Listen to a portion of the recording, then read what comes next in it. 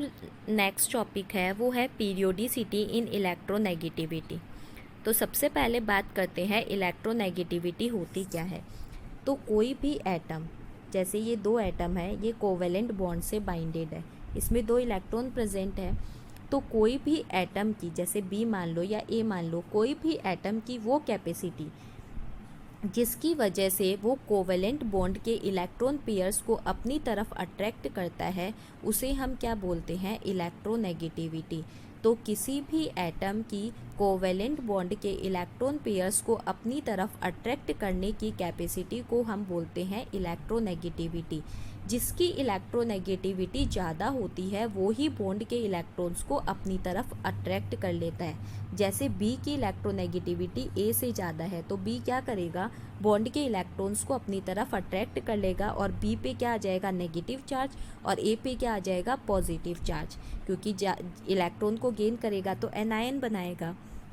फिर देखो, इलेक्ट्रोनेगेटिविटी के मेज़रमेंट के लिए कई सारे स्केल दिए गए हैं, Pauling scale, Mulliken scale, Allred Rochow scale. इन्होंने अलग अलग फार्मूलाज बताए थे कैसे हम इलेक्ट्रोनेगेटिविटी को कैलकुलेट कर सकते हैं। Electronegativity, ionisation enthalpy, electron gain enthalpy same चलते हैं, याद रखना, बार बार बोल रही हूँ। इलेक्ट्रोनेगेटिविटी भी एटॉमिक साइज़ के इन्वर्सली प्रोपोर्शनल है, मतलब शील्डिंग इफेक्ट के भी इन्वर्सली प्रोपोर्शनल है, मतलब नंबर ऑफ शेल्स के भी इन्वर्सली प्रोपोर्शनल है।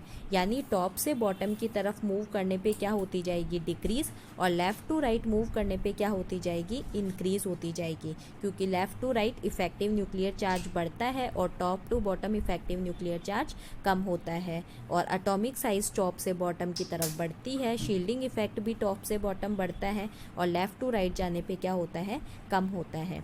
तो देखो, टॉप से बॉटम मूव करने पर एटॉमिक साइज़ इंक्रीज होती है, इलेक्ट्रोनेगेटिविटी क्या होगी, डिक्रीज होगी। लेकिन पीरियड के अंदर हम मूव करें तो इलेक्ट्रोनेगेटिविटी इंक्रीज होती है, क्योंकि एटॉमिक साइज़ क्या होता है, पीरियड के अंदर जो इलेक्ट्रोनेगेटिविटी है वो क्या होती जाएगी, इंक्रीज होती जाएगी, क्योंकि एटॉमिक साइज़ क्या होता जाता है, डिक्रीज होता जाता है। ठीक है, अब हम बात करते हैं कि सबसे कम और ज़्यादा किसकी होगी। तो देखो, ये पीरियोडिक टेबल है। पीरियोडिक टेबल के अंदर हम जब इस तरफ जाते हैं तो नोबल गैसेस को तो छोड़ दो, क्योंकि वो तो फुलफिल्ड है, तो वो ना इलेक्ट्रॉन को गेन करना चाहती है ना लूज़।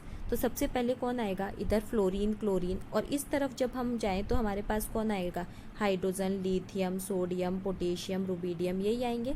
ठीक है, और सीजियम, और उसके बाद में फ्रेंशियम। फ्रेंशियम छोड़ दो क्योंकि वो क्या है, रेडियो एक्टिव एलिमेंट है। तो टॉप से बॉटम जाने पे क्या होती है, कम होती है, यानी सबसे कम तो किसकी होगी, सीजियम, और लेफ़्ट टू राइट जाने पे बढ़ती है, यानी सबसे ज़्यादा किसकी होगी, फ्लोरीन की। फिर फ्लोरीन के पहले कौन आता है, ऑक्सीजन, और उससे पहले कौन आता है, नाइट्रोजन।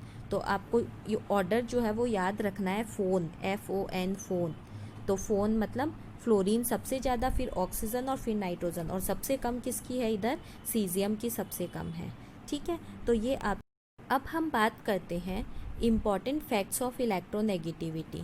तो नोबल केसेस जो होती है उनकी इलेक्ट्रोनेगेटिविटी ज़ीरो होती है, क्योंकि उनके आउटर मोस्ट शेल में 8 इलेक्ट्रॉन्स होते हैं, यानी वो फुलफिल्ड होते हैं। तो वो ना इलेक्ट्रॉन गेन करना चाहते हैं ना लूज़ करना चाहते हैं। सेकंड, इलेक्ट्रोनेगेटिविटी जो होती है नॉन मेटेलिक प्रॉपर्टीज़ का मेज़रमेंट होती है।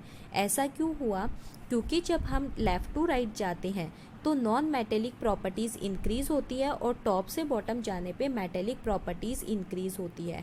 हम मेटेलिक और नॉन मेटेलिक कैरेक्टरिस्टिक्स पढ़ेंगे तो वहाँ पे इसको और डिटेल से स्टडी करेंगे। फिर इलेक्ट्रोनेगेटिविटी का ऑर्डर मैंने आपको बता ही दिया था, फ्लोरीन, FON, और क्लोरीन और नाइट्रोजन की क्या होती है, ऑलमोस्ट इक्वल होती है, और फॉस्फोरस और हाइड्रोजन की इलेक्ट्रोनेगेटिविटी क्या होती है, ऑलमोस्ट सेम होती है।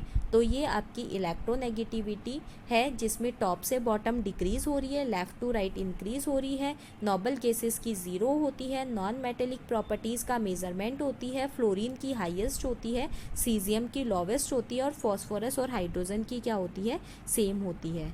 Thank you.